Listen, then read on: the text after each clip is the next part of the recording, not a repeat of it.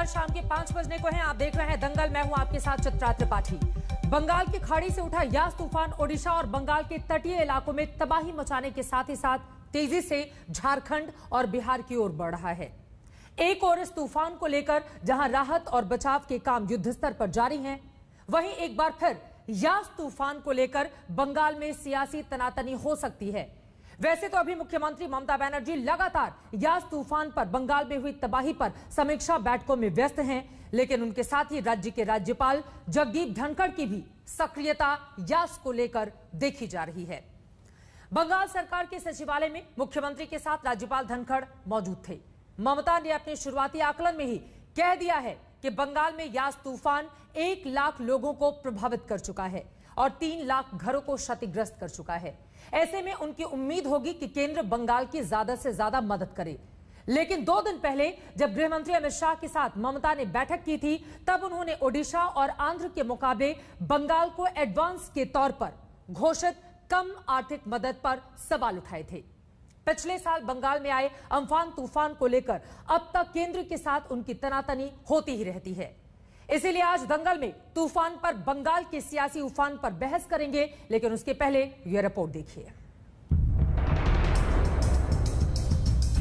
बंगाल की खाड़ी से उठा यास तूफान ओडिशा और बंगाल के तटीय इलाकों में भारी तबाही मचा रहा है। सुबह 10:30 बजे से 11:30 बजे के बीच यास तूफान ने ओडिशा में बालासोर के 20 किलोमीटर दक्षिण में उत्तर ओडिशा के तट को पार किया। सुपर साइक्लोन यास ने अपनी स्पीड से मौसम वैज्ञानिकों को भी चौंका दिया। हवाओं की रफ्तार 130-40 किलोमीटर प्रति घंटे से लेकर 155 किलोमीटर प्रति घंटे तक पहुंच गई। तूफान की वजह से पश्चिम बंगाल के सुंदरबन, हल्दिया और दीघा में भारी तबाही हुई है। इसका सबसे ज्यादा असर ओडिशा के बालासोर और भद्रक जिलों पर पड़ा है।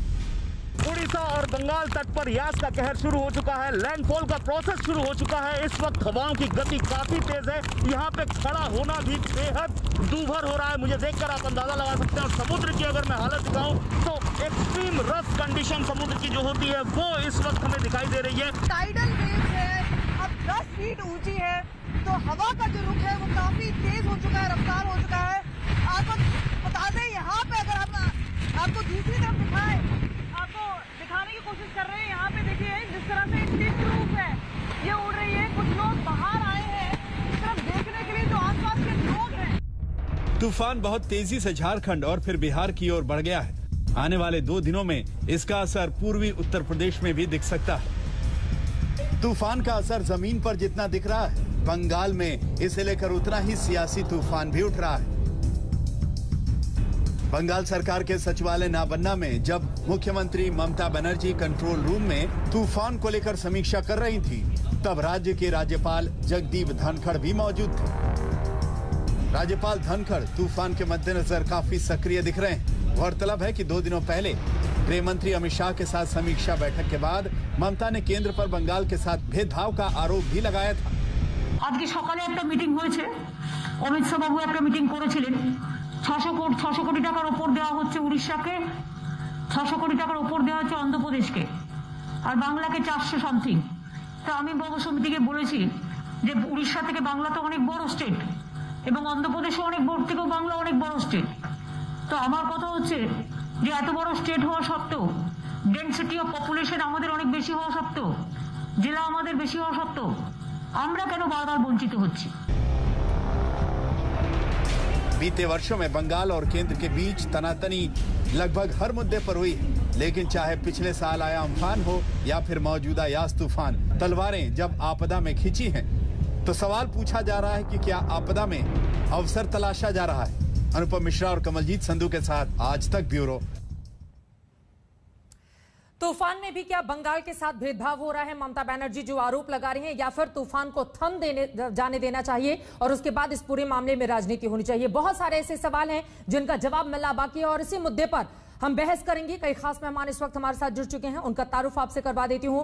भारतीय जनता पार्टी के राष्ट्रीय प्रवक्ता डॉक्टर संबित पात्रा इस वक्त हमारे साथ जुड़ चुके हैं। मनोजीत मंडल टीएमसी के प्रवक्ता हमारे साथ मौजूद हैं। कुछ ही देर में हमारे साथ एनडीएमए के वीसी शशिधर रेड्डी भी मौजूद होंगे और साथ ही स्काईमेट से हमारे साथ महेश पालावा जी भी जुड़ेंगे। लेकिन आपसे शुरुआत करते हुए मनोजीत मंडल, फिलहाल बंगाल की क्या स्थिति है, क्या जानकारी देंगे? फिलहाल स्थिति अभी जो प्राथमिक जो रिपोर्ट हमारे पास आई है गवर्नमेंट के पास, 3 लाख से ज्यादा घरों में डैमेज हुई है। 15 लाख से ज्यादा लोगों को हम पहले ही हटा दिया था जो डेंजर जोन में थे। 1 करोड़ से ज्यादा लोग करीब करीब 3 डिस्ट्रिक्ट में, 2 परगनाज है, north and south and Midnapore में मैक्सिमम डैमेज हुआ है। 1 करोड़ से ज्यादा लोग अफेक्टेड हुआ है। आपको पता ही ये तीनों डिस्ट्रिक्ट है, ये आप स्टेट में सबसे बड़ा डिस्ट्रिक्ट में माने जाते हैं। और अभी जो राहत का काम चल रही है, लेकिन डैमेज जितना हम एक्सपेक्ट किए थे उतना नहीं हुआ। लेकिन ये प्राथमिक रिपोर्ट है। कल के बाद चीफ मिनिस्टर शायद जाएंगे और ऑफिशियल्स भी जाएंगे, उसके बाद पूरा जानकारी मिलेगा। लेकिन ये ईश्वर की कृपा से किसी का मौत नहीं हुआ, एक एक्सीडेंटल मौत हुआ, ये हमारे लिए बहुत अच्छी खबर है। और जो सरकार जो काम किए हैं पिछले 3-4 दिनों से, उसी का फल मुझे लगता है मिला है। सरकार के कामकाज का ये फल है संबित पात्रा, जिसकी वजह से जिस बड़े नुकसान की आशंका जताई जा रही थी, फिलहाल वो नुकसान देखने को नहीं मिल रहा है। लेकिन राज्यपाल जगदीप धनखड़ भी बहुत सक्रिय हैं। इससे क्या माना जाए कि स्थिति, जो डैमेज या जो नुकसान हुआ है, उस पर जल्द ही कंट्रोल पा लिया जाएगा? ममता बनर्जी के साथ मिलकर काम कर रहे हैं राज्यपाल। संबित पात्रा, देखिए चित्रा जी, मैं प्रार्थना करूंगा कि उड़ीसा, आंध्रा, बंगाल और बाकी जिन राज्यों के ऊपर यश साइक्लोन चक्रवात का इफेक्ट पड़ने वाला है वो कम से कम पड़े, लोग सुरक्षित रहें, जो मछुआरे हैं वो नहीं जाएं समुद्र में, और ईश्वर सबके जान और माल की रक्षा करे, ये मेरी प्रार्थना है। और मैं दुख के साथ आज मैं लड़ना नहीं चाहता मनोजीत दा से, क्योंकि मैं भी उड़ीसा से हूँ, मनोजीत दा बंगाल से है। हम दोनों के राज्य इफेक्टेड है, हमारे घर वाले इफेक्टेड है, तो हम आज लड़ाई नहीं करेंगे। मगर मुझे दुख इस बात का है कि इस घड़ी पर भी हम राजनीति कर रहे हैं। देखिए, मैं तो कह रहा हूँ 400 करोड़ आपको दिया, 600 करोड़ आंध्र प्रदेश को, 600 करोड़ उड़ीसा को दिया है, पूरा खर्च कर लीजिए। और चाहिए पड़ेगा, आप ही का पैसा है, ये पैसा किसी और का नहीं है, बंगाल का ही पैसा है, उड़ीसा का ही पैसा है, आंध्रा का ही पैसा है, आप ही के लोगों का पैसा है, हिंदुस्तानियों का पैसा है, और किसी प्रकार से इसे किसी भी राज्य को वंचित नहीं रखा जाएगा। प्लीज एक स्कूल गोइंग बच्चों की तरह हम ना लड़ें। ये किस प्रकार का संदेश जाता है बताइए? मतलब मीटिंग होती है, मीटिंग में एक वैज्ञानिक दृष्टिकोण के साथ आवंटन किया जाता है कि जो लैंडफॉल होगा वो बालासोर में होगा, भद्रक में होगा। अभी आपने दिखाया कि आपके जो रिपोर्टर्स थे, जो ऑन ग्राउंड रिपोर्टर हैं, वो खुद कह रहे हैं कि ज्यादा जो डैमेज होगा वो भद्रक, बालासोर, इन एरियाज में होगा जो उड़ीसा के एरिया से तटवर्ती इलाके हैं। और अभी मनोजीत दा ने भी बहुत अच्छी खबर सुनाई कि ईश्वर की दया से बंगाल में ज्यादा डैमेज, जितना वो एक्सपेक्ट कर रहे थे वो डैमेज नहीं हुआ है। मैं चाहता हूं कि ईश्वर बिल्कुल इसी प्रकार रखे, डैमेज बिल्कुल ना हो। उन्होंने कहा है कि जान की भी हानि बंगाल में नहीं हुई है, ये बहुत अच्छी बात है। जबकि उड़ीसा में जान की हानि हुई है, काफी लोगों की जान गई है, अभी तक जो जानकारी आ रही है।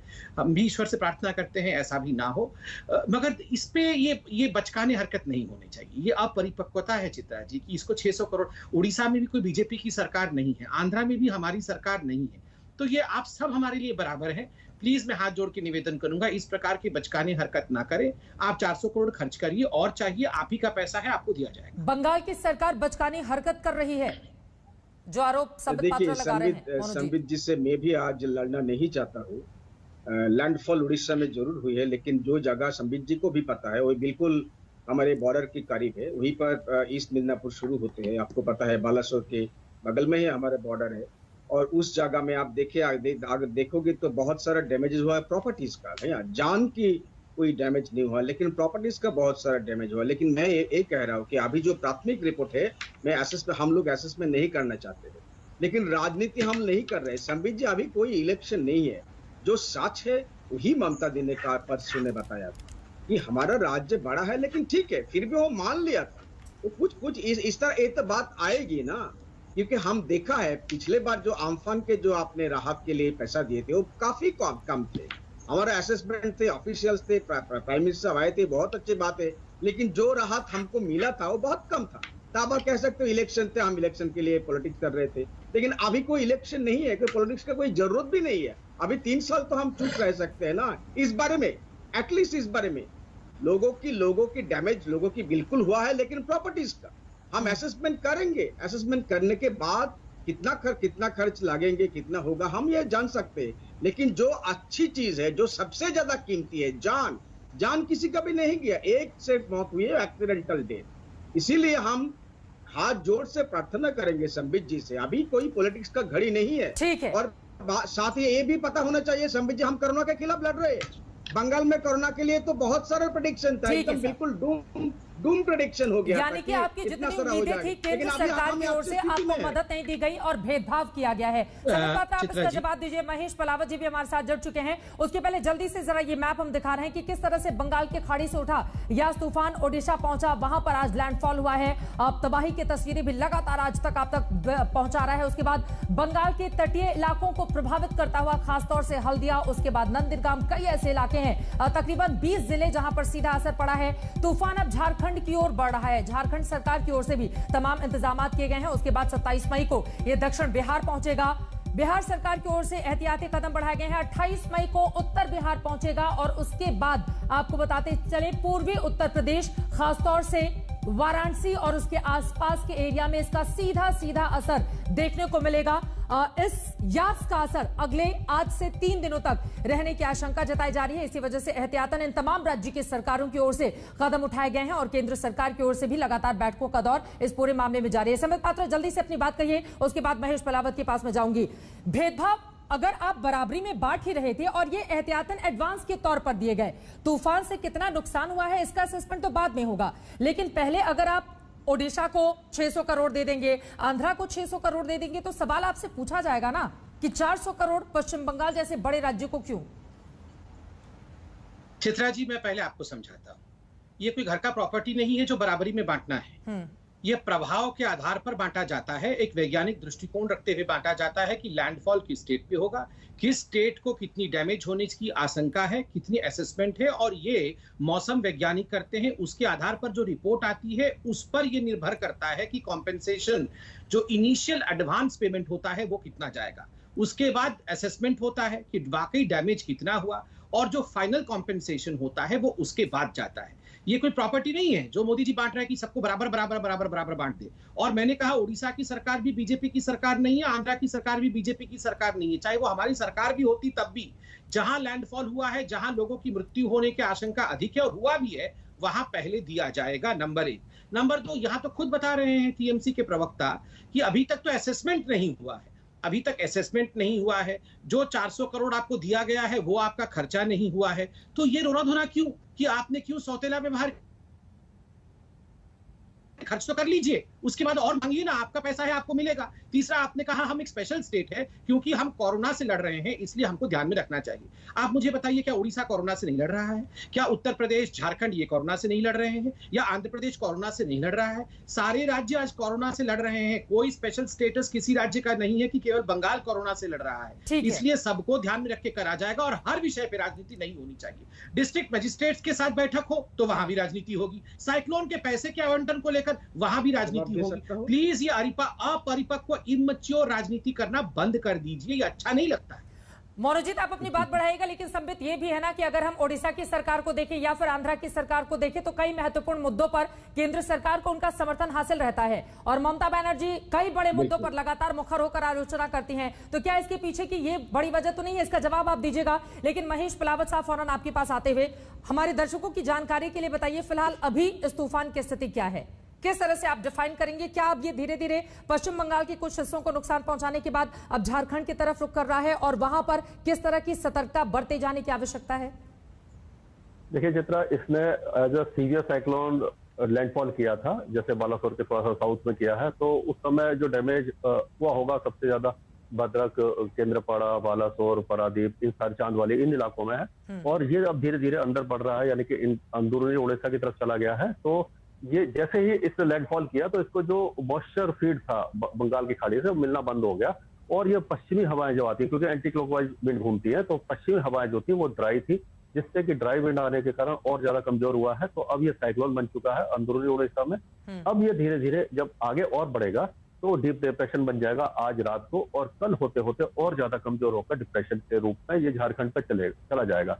तो अब जो बारिश की गतिविधियां हैं वो धीरे धीरे पश्चिम बंगाल और उड़ीसा के तटीय इलाकों से हटती हुई, यानी काफी कम होती हुई अंदरूनी भागों में चली जाएगी। और अब जमशेदपुर, चाईबासा, सिंहभूम, खूंटी, लाटेर, रांची, मतलब कि आप कह सकते हैं कि ज्यादातर जो इलाके हैं झारखंड के वो इससे प्रभावित होने लगेंगे और उसमें जो हवाएं होंगी वो 70 से 80 किलोमीटर प्रति घंटा और कुछ इलाकों में 90 किलोमीटर प्रति घंटा की होंगी। तो डैमेज की आशंका कम है, स्ट्रक्चरल डैमेज की आशंका है थोड़ी बहुत, लेकिन जैसे कि जो प्री मानसून में नॉर्वेस्टर या कालवैसा की होती है उस तरह का एपिसोड रह सकता है। और ये कल पूरे दिन झारखंड में बारिश होती रहेगी और उसके बाद धीरे धीरे ये पश्चिमी बिहार की तरफ बारिश की गतिविधियां बढ़ेंगी और 27 तारीख से ही बिहार में शुरू हो जाएगी। और जो पूर्वी उत्तर प्रदेश है, यानी कि आप कह सकते हैं कि जो प्रयागराज, वाराणसी और उसके आसपास के इलाके हैं और गोरखपुर तक बारिश बढ़ेगी। तो ये सारे इलाकों में जो भारी बारिश होगी तो ये 27 और 28 तारीख को होगी और धीरे धीरे नेपाल की तरफ आगे बढ़ जाएगा और काफी ज्यादा कमजोर पड़ जाएगा। तो अब अगले 2 दिनों का जो फोकस होगा तो झारखंड, बिहार और पूर्वी उत्तर प्रदेश में होगा। छत्तीसगढ़ के कुछ इलाके इसकी जद में आ सकते हैं। आपने जो बातें कही है इसी से 2 और महत्वपूर्ण सवाल निकलते हैं, जल्दी से मैं उसका आंसर चाहूंगी। तूफान कमजोर कब पड़ता है? और इसके साथ ये भी हमारे साथ टीएमसी के मेहमान जुड़े हुए हैं, उनकी ओर से कहा गया कि जितने नुकसान का आकलन हम लोगों की ओर से किया गया था उतना नुकसान फिलहाल नहीं हुआ है। तो क्या तैयारी इसके पीछे की बड़ी वजह है कि हमने एहतियातन वो तमाम कदम उठाए थे, चाहे हम ओडिशा में भी देखें, आंध्रा में भी देखें या फिर पश्चिम बंगाल में भी देखें, इस वजह से स्थिति पहले के मुकाबले या जो अनुमान लगाया गया था उसके मुकाबले इस वक्त बेहतर है? जी हाँ चित्रा, देखिए ये जो आईमेट और स्काईमेट ने जो फोरकास्ट किया था ट्रैक एकदम एग्जैक्ट किया है। और ये अम्फन पिछले साल बंगाल में आया था, पश्चिम बंगाल में आया था, तो बहुत ज्यादा नुकसान हुआ था। तो उसका ऑलरेडी लोग सतर्क थे, एनडीआरएफ टीम सतर्क थी और सब लोग सतर्क थे, इसलिए भी इसका नुकसान कम हुआ है। और ऊपर से जितनी इंटेंसिटी हमने सोची थी, यानी कि 160 170 या 180 किलोमीटर की रफ्तार होगी, तो 130 से 140 किलोमीटर थी। तो ये भी गनीमत रही, इसके कारण भी जो नुकसान है थोड़ा सा कम हुआ। तो ये सब जो चीजें हैं, और जो कमजोर पड़ता है साइक्लोन वो इसीलिए पड़ता है, जैसे ताऊ था आपने देखा था जो अरब सागर में उठा था, वो एक्सट्रीमली सीवियर साइक्लोन के रूप में, यानी 200 किलोमीटर 190-200 किलोमीटर की रफ्तार से आगे बढ़ा था। और जब वो उत्तर भारत में आया था तो पश्चिमी विक्षोभ के साथ इंटरेक्शन के साथ तो दिल्ली, एनसीआर सहित पूरे उत्तराखंड में सब बारिश थी। लेकिन ये जो साइक्लोन है ये सेंट्रल बे ऑफ बंगाल में था, इसको एक तो टाइम कम मिला इंटेंसिफाई होने का, 500-600 किलोमीटर का ट्रेवल था इसका। हाँ। और जैसे ही ये लैंडफॉल करता है तो इसको जो मॉइस्चर फीड बंगाल की खाड़ी से मिल रहा था वो खत्म हो जाता है, और तो जितना मॉइस्चर होता है वो बारिश के रूप में डिप्लीट हो जाता है और फिर ये धीरे धीरे काफी ज्यादा कमजोर पड़ जाता है। वही अब देखने को मिल रहा है। बिल्कुल, और अलग अलग हिस्सों से जिस तरह की तस्वीरें सामने आई हैं वो भी हम अपने दर्शकों को दिखा रहे हैं। और इस वक्त हमारे साथ एनडीएमए के पूर्व उपाध्यक्ष शशिधर रेड्डी भी जुड़ चुके हैं। शशिधर जी, सीधा सा सवाल आपसे मेरा ये है, अभी तूफान की जो स्थिति है उसके बारे में कैसे जानकारी देंगे आप? और पिछले 50 सालों पर अगर हम नजर डालें तो जितने भी तूफान आए हैं सबसे ज्यादा भयावह स्थिति अगर आर्थिक तौर पर किसी ने हिंदुस्तान को नुकसान पहुंचाया है तो वो अम्फान तूफान था। 1 लाख करोड़ रुपए के नुकसान की आशंका, और उसी तरह का राज्य सरकारों की ओर से एक डेटा भी प्रोवाइड किया गया था। अभी की स्थिति का आपका आकलन क्या कहता है शशिधर जी?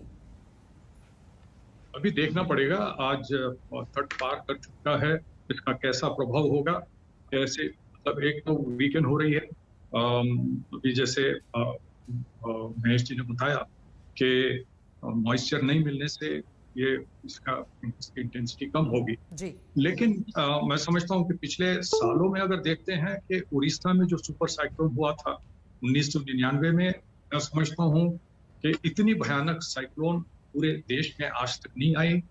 उससे बहुत बड़ी पैमाने पे लोगों की मौत हुई थी। इस वक्त मैं वाइस चेयरमैन था नेशनल डिजास्टर मैनेजमेंट अथॉरिटी का। फाइलीन तूफान आया था 2013 में, और उस वक्त भी कहा गया था कि बहुत हजारों के तादाद में लोग मरेंगे क्योंकि ये भी सुपर साइक्लोन बन के रहेगी।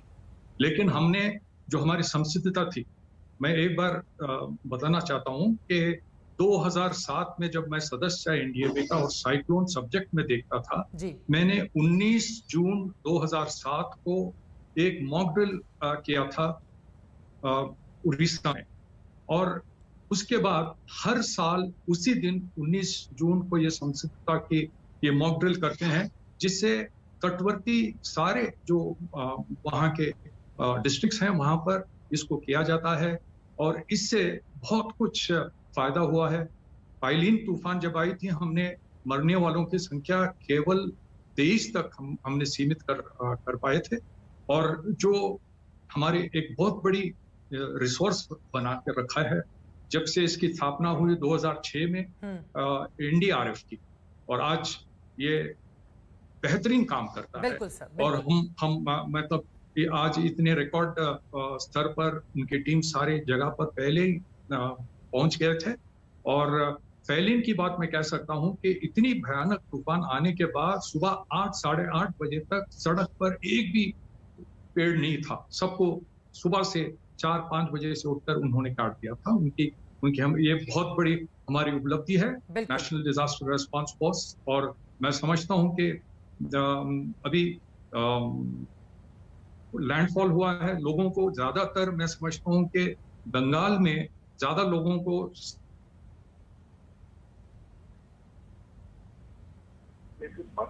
तो वहां पर इसकी अभी देखना है कि फाइनली पहले ये होता है कि केंद्र की तरफ से कुछ फाइनेंशियल असिस्टेंस डिक्लेयर किया जाता है, बाद में बाकायदा स्टेट गवर्नमेंट अपनी रिपोर्ट देती है और उसमें एक सेंट्रल टीम आकर उस पर जांच करती है और उसके आधार पर राज्यों को कॉम्पनसेशन दिया जाता है। सब कुछ एक हिसाब होता है, इसका एक नॉर्म होता है।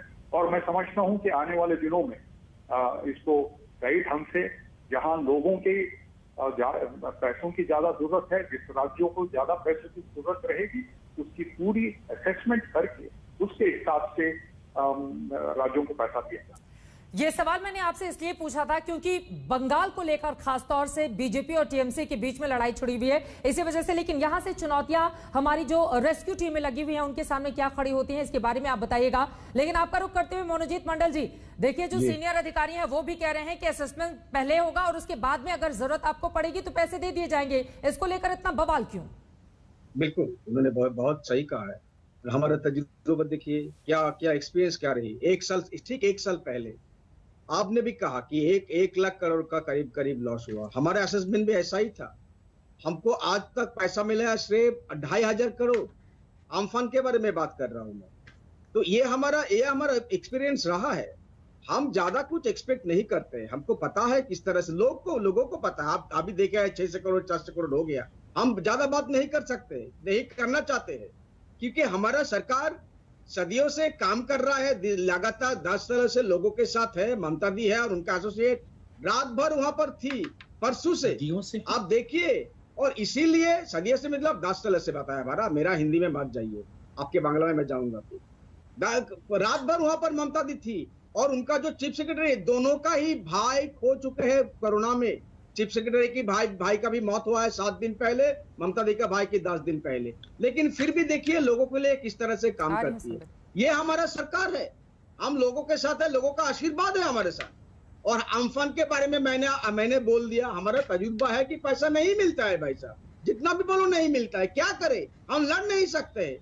लड़ाई होता है मैदान में जब चुनाव आते हैं। अभी हम कोई राजनीति के बारे में बात कर रहे हैं, सच बात आपको फैक्ट बता रहा हूँ। अब देख लीजिए कि कितना पैसा मिला अम्फान के। अभी तो वो जो ऊन से अभी तक कच्चा है, लोगों का घर अभी तक बना नहीं, क्योंकि हमारे पास उतना पैसा नहीं है। आपको तो देना चाहिए, हमारा ही पैसा है। आपके ऊपर आरोप लगते रहे हैं ना कि केंद्र की ओर से जो पैसा गया था वो खर्च नहीं किया गया। आपके ऊपर तो ये आरोप लगाई थी बीजेपी। उनके पहले अम्फान के पहले 82,000 करोड़ बहुत सारा स्कीम के अंदर आपके पैसा आप नहीं देते हो, तो हम क्या करें। संबित पात्रा, उनका ये कहना है कि पैसा तो आप लोग देते ही नहीं है, ऊंट के मुंह में जीरा। जो भी मदद केंद्र की ओर से मिलती है नुकसान बड़ा होता है, लेकिन मदद उस तरीके से मिलती नहीं है। मतलब अभी साइक्लोन थमा भी नहीं है, किस प्रकार की वहां पर जानो माल का हानि हुआ है वो पता भी नहीं है, और हमारी राजनीति यहाँ आरंभ होगी। इससे दुखद पूरे विश्व में मुझे लगता है ऐसा डिबेट कहीं नहीं होता होगा जो आजकल इंडिया में हो रहा है। देखिए, इन्होंने अम्फान के विषय में कहा कि 2,500 करोड़ दिया। आप याद करिए, इसी विषय को लेकर कुछ लोगों ने पेटिशन डाला, बीजेपी ने नहीं, कुछ लोगों ने जो कि इंडिजिनस निवासी हैं बंगाल के, उन्होंने पेटिशन डाला था हाईकोर्ट में कि जो हमें प्रतिज्ञा किया गया था, चावल, तिरपाल इत्यादि, वो हमें मिला नहीं और उसमें घपला हुआ है। हाईकोर्ट ने उसे पूरा स्टडी किया और कहा कि हाँ, सुओ मोटो तो लगता है कि गड़बड़ी है, तो इसलिए सीएजी का ऑडिट आप कराइए ममता जी। सीएजी के ऑडिट के खिलाफ ममता जी सुप्रीम कोर्ट में गए। अभी भी अम्फान के सीएजी का ऑडिट का विषय सुप्रीम कोर्ट के आगे पेंडिंग है। ऑडिट क्यों नहीं कराना चाहते हैं? ममता जी ने कहा हम ऑडिट नहीं कराएंगे। क्यों नहीं ऑडिट कराएंगे? नंबर 1। नंबर 2, अभी यहाँ जो रेड्डी साहब बैठे हुए हैं, आप देखिए एक सीनियर अधिकारी है। कितने वैज्ञानिक तरीके से उन्होंने समझाया कि मैंने भी आपको कहा था, पहले आपको एक एडवांस पेमेंट होता है कि आप बंदोबस्त करिए, उसके बाद एक चिट्ठी लिखी जाती है, सब कुछ मुआयना करने के बाद कितना डैमेज हुआ ये स्टेट गवर्नमेंट भेजता है, फिर एक सेंट्रल टीम जाती है, राज्य सरकार के साथ मिलकर सेंट्रल टीम जो है वो मुआयना करती है, असेसमेंट होने के बाद वो खर्चा सेंटर के पास आता है और सेंटर उस पैसे को रिलीज करती है। मगर ऐसा आज तक कभी नहीं हुआ है कि साइक्लोन का लैंडफॉल नहीं हुआ है और उससे पहले ममता बनर्जी ने अमाउंट डिक्लेयर कर दिया है। और ये कंपैरिजन क्यों कि ओडिशा को ज्यादा क्यों और हमें कम क्यों?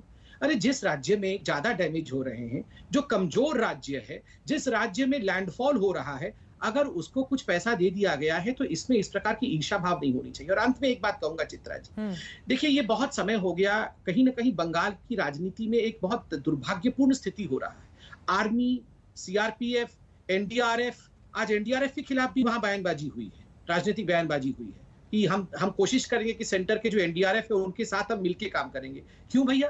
ये एनडीआरएफ तो नॉन पॉलिटिकल बॉडी है, उनके साथ काम करने में क्या मुश्किल है? वहां की जो आर्मी है आज पानी में इतना डूब कर काम कर रहे हैं, बचाव का काम कर रहे हैं। आप बोल रहे हैं ये सेंट्रल की टीम है। आप आर्मी के खिलाफ, सीबीआई के खिलाफ, एनडीआरएफ के खिलाफ, बीएसएफ के खिलाफ, ये you are Republic of India. ये कोई बंगाल का रिपब्लिक अलग नहीं है जो हम देश के बाहर से किसी को भेज रहे हैं। अरे हम एक ही देश है, एक साथ मिलकर करेंगे हर बात पे इस प्रकार की राजनीति। बिल्कुल, मुझे ब्रेक पर जाना है, लेकिन उसके पहले मोनूजीत का जल्दी से एक कमेंट ले लेती हूँ। मोनूजीत, हर मुद्दे पर ऐसा लगता है कि पश्चिम बंगाल की राजनीति कहीं ज्यादा हावी रहती है और बाकी चीजें पीछे छूट जाती हैं। यही आज के तूफान के अवसर पर भी देखने को मिल रहा है। आपको दिखा दिया स्टैटिस्टिक के साथ कि आम्फान के जरिए से हम लोगों को कितना राहत मिला। अरे अभी तो असेसमेंट कोई नहीं असेसमेंट के बारे में पूछ रहा था। अब देखा ग्लेयरिंग जो है फैक्ट्स आपको बताया था और किसी ने भी एनडीआरएफ का समालोचना नहीं की। और सीबीआई के बारे में मत पूछो भाई साहब, सबको पता है अभी वो क्या है। वो कांग्रेस के टाइम है, वो केजेड पैरेट थे, अभी वो रॉटवेलर हो गए। आप पीछे पगला कुत्ता के तरह लोगों के पीछे छोड़ देते हो।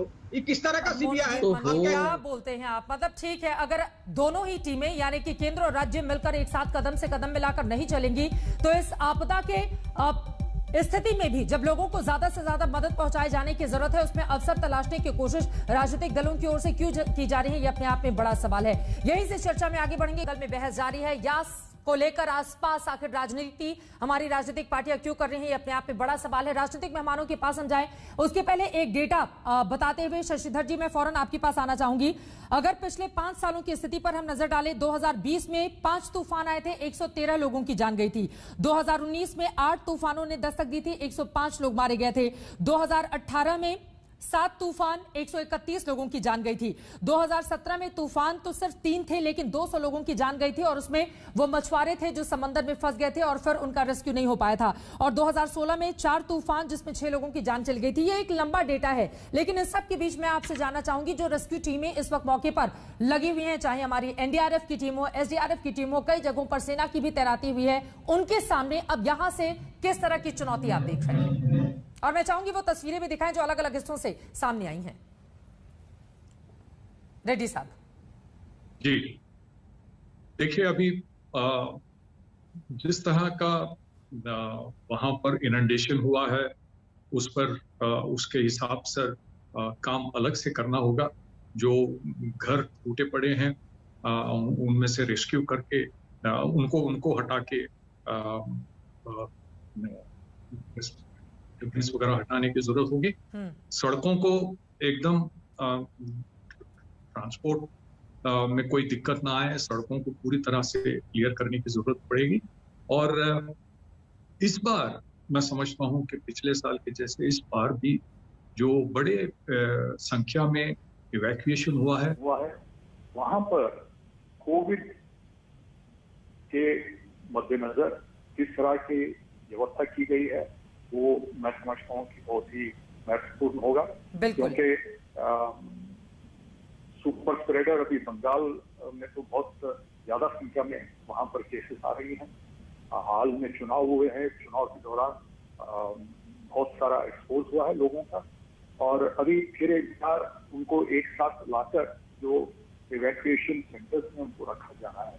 मैं समझता हूँ कि इससे भी काफी प्रॉब्लम्स आ सकते हैं। इस पर खास ध्यान दिए जाने की जरूरत है। बिल्कुल सर, महत्वपूर्ण बात आपने बताई। कुछ ऑडियो में दिक्कत आ रही है, फौरन मैं ठीक करवाते हुए महेश पलावत जी एक कमेंट आपका सर। अब यहां से चूंकि धीरे धीरे झारखंड, बिहार और पूर्वी उत्तर प्रदेश के हिस्से प्रभावित होंगे, वहां पर इलाके के जो लोग आपको सुन रहे हैं, किस तरह से एहतियातन उनको कदम उठाए जाने की जरूरत है, और वहां पर क्या इंतजामात, जो लोग घरों के भीतर भी एक ऐसे समय में रहेंगे जब तूफान की स्थिति होगी, उन लोगों को आप क्या सलाह देना चाहेंगे? देखिए, जितना इस समय जो अंदरूनी जिले हैं उड़ीसा के, उस इलाके में भारी बारिश ऑलरेडी हो रही है, हवा तेज है, और जैसे जैसे आप सुबह का समय आएगा कल सुबह, तो हवा कमजोर होती जाएगी, लेकिन 60 से 70 किलोमीटर प्रति घंटा की रफ्तार से जो हवा चलती है, तो उसमें भी जब तेज बारिश के साथ इस तरह की हवा चलती है तो टिन शेड वगैरह उड़ने के चांसेस रहते हैं, एस्बेस्टस शीट वगैरह के, और जो लूज आर्टिकल है वो इधर उधर उड़ते हैं और पेड़ वगैरह गिरते हैं, कम्युनिकेशन लाइन वगैरह गिर सकती है, बिजली वगैरह के तार गिर सकते हैं। तो उस समय हम कहना चाहते हैं कि आज से लेकर के कम से कम कल दोपहर तक जो झारखंड के लोग हैं उनको एहतियात बरतना बहुत जरूरी है। अगर जरूरी ना हो तो घर में ही रहें, क्योंकि एक दिन में कुछ नहीं बिगड़ने वाला है। एक दिन में अगर आप घर में रहेंगे तो कोई पहाड़ नहीं टूटेगा, लेकिन अगर आप बाहर निकलते हैं और कोई हादसा हो जाता है तो वो ज्यादा खतरनाक होगा। तो अपना बचाव करना बहुत जरूरी है, पब्लिक खुद अपना बचाव करे, और एडमिनिस्ट्रेशन तो लगा ही हुआ है, रिलीफ कैंप वगैरह वहां पे भी है। और उसके बाद जो बिहार और पूर्वी उत्तर प्रदेश है, ये 27 की जो दोपहर से लेकर के 28 तारीख तक इस इलाके में भारी बारिश हो सकती है, लेकिन उस इलाके में खतरा काफी कम है, हवाओं की रफ्तार काफी कम हो जाएगी, केवल बारिश का खतरा है। तो हम कह सकते हैं कि झारखंड और जो बिहार के दक्षिणी इलाके हैं, दक्षिणी पश्चिमी इलाके, इन इलाकों को ज्यादा सतर्क रहने की जरूरत है। और उसके बाद यानी कि कल शाम या रात से खतरा काफी ज्यादा कम हो जाएगा, केवल बारिश रहेगी। तो केवल एक दिन की बात है, एक दिन अगर आप अपने आप का संयम बरतते हैं तो यह आपके लिए बहुत ज्यादा अच्छा रहेगा। लोगों की भागीदारी बहुत ज्यादा अहम है और स्थिति की गंभीरता को भी लोगों को समझना होगा। अब सीधे मैं संबित आपके पास आऊंगी। मोनूजीत, एक बार फिर से आपका रुख करते हुए, चूंकि बंगाल में लगातार आप लोग केंद्र की मंशा को लेकर सवाल खड़े कर रहे हैं, लेकिन संबित पात्रा ने ब्रेक से पहले महत्वपूर्ण बात कही थी ना, ओडिशा में नवीन पटनायक की सरकार है, जगनमोहन रेड्डी आंध्र प्रदेश के मुख्यमंत्री है, वो तो बीजेपी से उनका कोई सीधा ताल्लुक है नहीं। अगर उन लोगों को दिक्कत नहीं है, हमेशा ममता बनर्जी या टीएमसी की सरकार को केंद्र कुछ भी करे, हमेशा उस पर सवाल खड़े करना है, यानी कि चित भी मेरी पट भी मेरी। फिर से आपको इतिहास दोहरा देता है। पिछले साल चले जाइए 2020 अप्रैल में बंगाल में केसेस का 1000-2000 केसेस थे, टीम भेजा गया, उड़ीसा और आंध्र प्रदेश को नहीं भेजा गया, यूपी को नहीं भेजा गया। और अभी जो हर जगह यूपी में जाओ, मध्य प्रदेश में, कर्नाटक में सबसे ज्यादा केसेस है, टीम नहीं भेजा जा रहा है। ये क्या है? सीबीआई को आप खुला सांड के तरह छोड़ देते हो, जब चार्जशीट फाइल करो उसी दिन आपको अरेस्ट करना चाहिए। सीआरपी आके गोली मार देते हैं विदाउट प्रोवोकेशन, हमने देखा है। और ममता दी के किस तरह का घिर गया, छोड़ो अभिषेक के जो फैमिली को, उनके खिलाफ भी सीबीआई भेज देते हो। इलेक्शन के बाद में सीबीआई चले जाते हैं इनको फैमिली को हरास करने के लिए। अरे क्या हुआ? ऑडिट के बारे में सब भाई साहब बात कर रहे थे, क्या हुआ ऑडिट का? क्या हुआ ऑडिट का? पता, ऑडिट का टीम तो आपके पास है। 1 साल हो गया, कोई ऑडिट नहीं हुआ, इसका मतलब कोई करप्शन नहीं है। फिर भी आप कहते हो करप्शन है, ट्रिपल चोर 4 चोर कह के आप इलेक्शन लड़ा। क्या हुआ इलेक्शन का नतीजा सबको पता है। तो हम क्या कहें? हमको टारगेट किया गया है, बंगाल को खास करके ममता दी को टारगेट किया गया है। करते जाओ, कोई प्रॉब्लम नहीं, लेकिन हम लड़के लेंगे क्योंकि बंगाल की जनता हमारे साथ है और हमारे पास पैसा देंगे तो अच्छा है, पैसा नहीं देंगे तो हम क्या करें? लोगों के पास जाएंगे, पैसा उठाएंगे, हम चंदा मांगेंगे। साइक्लोनिक चिल्लाना बंद करें तो मैं कम से कम शांति से बात करूं। और मैं एक निवेदन करूंगा, जहां लोग साइक्लोन से प्लीज मैं आपसे रिक्वेस्ट करूंगा कि कम से कम इन विषयों पे तो ऐसे लड़े ना हम। ये अच्छा लगता है क्या? ये अभिषेक के घर में सीबीआई चली गई, अभी आप सीबीआई को कुत्ता बोल रहे थे, अभी सांड बोल रहे हैं। ये साइक्लोन में लोग परेशान हो रहे हैं, लोगों की जान जा रही है। आप प्लीज सर थोड़ा तो आप एक प्रोफेसर हैं, मैं एक डॉक्टर हूं, हम तो ऐसे बिहेव करें ना। ये सांड कुत्ता ये क्या हो रहा है sir? Please let's behave as what we are. देखिए मुझे बहुत दुख हो रहा है इस बात का। ममता दी को ममता बेगम क्या कहते थे? क्या ममता बेगम, ममता दीदी, साइक्लोन के बीच में क्या हो रहा है? आप डॉक्टर प्लीज चित्रा जी, मैं इसको लड़ नहीं सकता। मोनूजीत मंडल तूफान पर ही रहे, एक बार सुन लीजिए संबित पात्रा को, फिर अपनी बारी में आप बोलिएगा। ठीक है, कोई बात नहीं। चलिए। मुझे तो कभी कभी लगता है चित्रा जी, अगर दूसरे देश के लोग हमारी बहसों को देख ले तो कुछ लोगों की तो जान भी जा सकती है। उनको विश्वास भी नहीं होगा कि साइक्लोन हो रहा है और यहाँ पर इस प्रकार की लड़ाई हो रही है। आप बताइए क्या क्या बेतुकी बातें हैं। Supreme court, high court, CBI, ED, ये अभी विषय उन सब का है। कल तो सुप्रीम कोर्ट ने कहा कि ममता बनर्जी को अगर सीबीआई चाहे तो उनके खिलाफ केस चला दे, क्योंकि किसी मुख्यमंत्री का ये राइट नहीं है कि वो सीबीआई के दफ्तर में आके धरना प्रदर्शन करे। कहा ना, कल ही कहा है सुप्रीम कोर्ट ने। क्या सुप्रीम कोर्ट के कहने पर सीबीआई ने गिरफ्तार कर लिया ममता जी को? नहीं किया। मगर देश के सर्वोच्च न्यायालय ने कहा है कि इस प्रकार की लड़ाकू प्रवृत्ति के साथ, देखिए ऐसा नहीं है कि उड़ीसा की सरकार मंगल ग्रह से आ गई है, आंध्र प्रदेश की सरकार चुन के नहीं आई है, और जो भारत की सरकार है वह भी कहीं और से टपक पड़ी है। ऐसा नहीं है कि केवल आप ही इलेक्शन जीत के आए हैं सर, हम भी 2 बार इलेक्शन जीते हुए हैं, केंद्र में सरकार है, उड़ीसा की सरकार भी कई बार जीती हुई सरकार है, जगन जी की सरकार भी जीती हुई सरकार है। तो ये आप जो बार बार कहते ना हमें लोगों ने चुन लिया, हमें लोगों ने चुन लिया, लोगों ने हम सबको भी चुना है। इसलिए कृपया करके इस प्रकार का अहंकार, दंभ और दर्प मत दिखाइए। और दूसरी बात मैं कहना चाहूंगा, आप असेसमेंट करके तो भेजिए। आप तो खुद ही अभी कह रहे थे कि जितना हम एक्सपेक्ट कर रहे थे उससे कम डैमेज हुआ है, ये अच्छी बात है। 400 करोड़ दिया है, मगर उड़ीसा कह रही है ज्यादा डैमेज हुआ है, उनको इसलिए 600 करोड़ दिया है। क्या इस पर भी राजनीति करेंगे हम कि उनको 600 करोड़ क्यों दे दिया? इससे निकृष्ट और इससे छोटी राजनीति नहीं हो सकती। और आप कह रहे हैं कि सीआरपी ने गोली मार दी, एनडीआरएफ की टीम यहाँ पर क्या कर, क्यों? जब एनडीआरएफ की टीम अभी आई है, अच्छा काम कर रही है, आर्मी के लोग पानी में डूब कर अपने जान को खतरे में डालकर लोगों को बचा रहे हैं, तब तो आप कुछ नहीं कहेंगे। बाकी समय आप एनडीआरएफ, आर्मी, बीएसएफ सबको गाली देते फिरेंगे। ये उचित बात नहीं है मंडलदा, ये अच्छी बात नहीं है। देश में एकाकी होना चाहिए। हम सब एक देश के सिपाही हैं, एक देश के हम नागरिक हैं। ये किस प्रकार की लड़ाई है? खासतौर से बंगाल और केंद्र को लेकर ऐसा हाल फिलहाल में होगा क्या? मोनोजीत मंडल, और पिछले साल भी 22 मई को मुझे याद है प्रधानमंत्री नरेंद्र मोदी अम्फान तूफान से हुई तबाही का जायजा लेने के लिए पश्चिम बंगाल पहुंचे हुए थे और उनकी ओर से मदद का ऐलान भी किया गया था। तो मदद तो आपको केंद्र से मिल ही रही है, लेकिन उसकी मंशा पर सवाल खड़े करने हैं। 2,500 करोड़ मिला है। वही तो मैंने कहा, असेसमेंट करके उनका भी टीम आए थे, सेंट्रल टीम भी आए थे असेसमेंट करने के लिए। क्या हुआ बताइए, क्या असेसमेंट हुआ? सबको लग रहा है कि जो वहां पर जो कंपनसेशन चाहिए था 1 लाख करोड़ के आसपास, दोनों स्टेप मिला क्या? आप दे दो, कितना दे दो, कितना दिए हैं आप देखे हो? आप तो सेंट्रल टीम है। देखिए भाई साहब, सीबीआई क्या करती है सबको मालूम है, हम उनके बारे में अभी जाना नहीं चाहते। लेकिन एनडीआरएफ को कोई नहीं कोस रहा है, एनडीआरएफ को तो हमने बुलाया है, कल से ही बुलाया है। उसके बारे में क्या है? सीबीआई तो वो तो आपका टीम नहीं है ना, आपका कोई तो किसी का तो पर्सनल प्रॉपर्टी नहीं है। अगर ये आपका पर्सनल प्रॉपर्टी तो अलग बात है। सीबीआई और एनडीआरएफ को आपस में क्यों मिला रहे हैं मोनोजीत मंडल? सीबीआई तो जांच कर रही है ना। अब सीबीआई जांच करे नहीं करे वो भी फैसला आप ही लोग लेंगे, तो ऐसा कैसे चलेगा ये बताइए ना। हम एनडीआरएफ पर रहे ना, एनडीआरएफ, एसडीआरएफ, सेना की जो टीमें इस वक्त वहां पर अपनी जान जोखिम में डालकर मदद कर रही है। अरेस्ट किया गया, जांच खत्म होने के बाद किसी लोगों को अरेस्ट नहीं किया जाता है। सुप्रीम कोर्ट में भी तमाचा मिला। अगर ममता दी कोई इलीगल काम कर रहा था, बहस करने बैठे नहीं है सर। इन लोगों को तो बेल तूफान पर हो रही है ना मोनोजीत। किस तरह से बेल को रुका गया? नहीं, हम एक एग्जाम्पल दे रहा हूँ, और ये भी एक आपदा, कोरोना भी एक आपदा। पिछले साल हम देखा है किस तरह से टीम भेजा गया। अभी टीम भेजो, अभी यूपी में टीम भेजो, बंगाल में भी टीम भेजो, देख के जाओ किस तरह से हो रहा है काम। आप तो अभी टीम नहीं भेजते, जब केसेस नहीं थे टीम भेजते। इसका क्या मकसद होता है? आप बोलिए। आप नहीं राजनीति करते हो, आप राजनीति करते हो और हम प्रोटेस्ट जब करते हो राजनीति हो जाती है। तो अभी आप बता रहे हैं, एक सेकेंड मोनोजीत मंडल, आप ये बता रहे हैं कि फिलहाल जिस तरह का अनुमान था उससे कम नुकसान हुआ है एहतियातन राज्य सरकार की ओर से जो कदम उठाए गए थे। फिर तो 400 करोड़ ठीक है ना? अरे हम तो एग्जाम्पल दे, पिछले साल क्या हुआ था? 3 लाख घर का डैमेज, प्रॉपर्टीज का डैमेज हुआ। अभी पिछले साल का हो रहा है, अभी का हो रहा है? 400। अरे वो अभी चल रहा है भाई साहब, अम्फन का अभी चल रहा है। हर लोगों का सब लोगों को घर अभी नहीं मिला, आपको पता है, आपको पता है। और अभी असेसमेंट का 3 लाख का मैंने कह दिया, 3 लाख घरों का डैमेज हुआ है, वो असेसमेंट करना पड़ेगा। लेकिन आप पैसा देते नहीं हो। 10 सेकंड दीजिए जरा। ये पिछले साल का इतिहास मैंने दोहरा दिया। वो अभी ज्यादा देर नहीं है, 5 साल चिल्लाओ मत, आराम से। पैसा ही नहीं देते हैं संबित पात्रा, और हल्ला कर दिया जाता है लेकिन पैसा मिलता नहीं है, फिर लोगों को मदद मिलेगी कैसे? चल चित्रा जी, मैं एक जवाब देता हूं, और ताकि लोग समझ सके, मैं कहानी के रूप में जवाब देता हूं। एक गांव में एक हस्बैंड वाइफ थे। हस्बैंड ने अचानक वो सुबह सो के उठ के बोला कि मैं बहुत खुश हूँ। वाइफ बोली क्यों? बोली कि मैंने सपने में देखा है कि हम एक गाय खरीद के ला रहे हैं। तो वाइफ बोली अच्छा, मैं जरा अभी आ रही हूँ। वो बाहर गई और जाके हाट से 7-8 मटके खरीद के ले आई।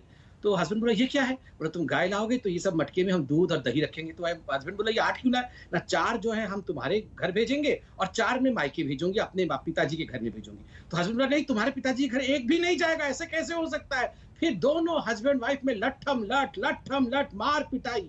गाय आया नहीं, दूध दही कुछ हुआ नहीं, और लट्ठम लट। ये हम दोनों क्यों लड़ रहे हैं? मतलब साइक्लोन हो जाएगा, उसके बाद असेसमेंट होगा और इनका पैसा का डैमेज का जो भी रकम है वो आ जाएगा, हम देंगे नहीं, मोदी जी असेसमेंट करेंगे नहीं तो अभी से लट्ठम लट करेंगे। मतलब ऐसा आपने सुना है कभी चित्रा जी? और इस पे हम डिबेट कर रहे हैं बैठ के। एक खास तौर का चश्मा पहनकर बंगाल की सरकार रहती है क्या केंद्र को लेकर? मनोजीत, ऐसा नहीं दिया है भाई। छोटा सा एग्जांपल देता हूं, मेरा यूनिवर्सिटी का संबंधी से मैंने बोला 100 करोड़ का रूसा राष्ट्रीय उच्चतर शिक्षा प्रबंधन 100 करोड़ का प्रॉमिस था, 2019 में प्रॉमिस किया था, सिर्फ 40 करोड़ मिला। छोटा सा एग्जांपल दे दिया, 40 करोड़ मेरा यूजीसी ने फाइल क्लियर कर दिया। आपके जो मिनिस्टर है पोखरियाल साहब, वो फाइल को दबा के रखा है। 400 लोगों का नौकरी चला गया। 100 करोड़ का प्रोजेक्ट था। ये छोटा सा एग्जांपल। और 82,000 करोड़ स्टेट का तो बहुत बड़ा रकम है। चुनावों के दौरान उनकी ओर से यही आरोप लगाए गए कि पैसा जो दिया जाता है उसको लोगों तक पहुंचाती नहीं है बंगाल की सरकार। मनोजीत मंडल, अरे हम लोग की डिबेट सुन के मौसम वैज्ञानिक बेहोश हो जाएंगे कि क्या डिबेट हो रहा है, क्या कर रहे हैं। यही तो केंद्र की ओर से बार बार कहा गया ना कि जो पैसा दिल्ली से जाता है बंगाल सरकार लोगों तक पहुंचाती ही नहीं है, हल्ला खूब मचाती है। बिल्कुल झूठ है।